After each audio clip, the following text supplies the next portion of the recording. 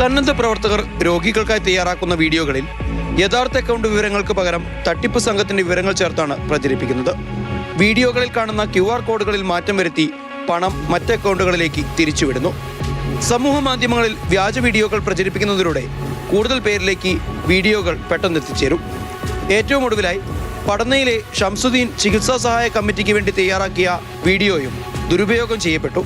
ഇതിനെതിരെ ഒരു സംഘം സന്നദ്ധ പ്രവർത്തകർ ചന്തേര പോലീസിൽ പരാതി നൽകി.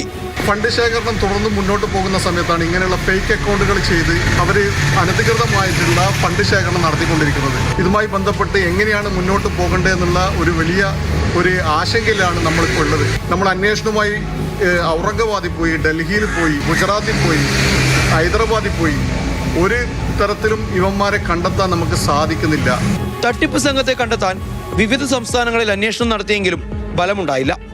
അർഹരായ രോഗികൾക്ക് നൽകേണ്ട തുക ഇത്തരത്തിൽ അജ്ഞാതർ കൈക്കലാക്കുന്നതിനെതിരെ മുഖ്യമന്ത്രിക്കുൾപ്പെടെ പരാതി നൽകി.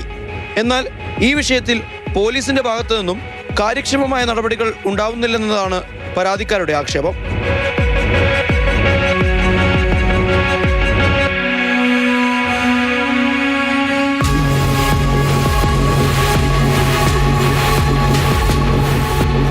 മാതൃഭൂമി ന്യൂസ്, കാസർഗോഡ്.